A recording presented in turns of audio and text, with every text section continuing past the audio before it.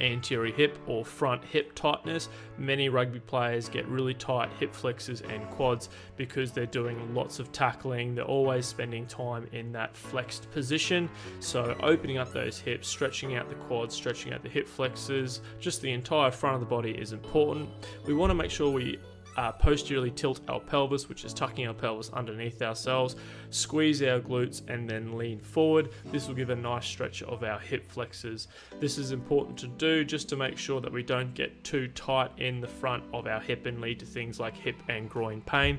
Groin pain is really common for young and older rugby league and rugby union players, especially men, because they get a bit heavier, they get a bit weak around the pelvis, and there's just lots of load in and around running and sprinting and changing direction.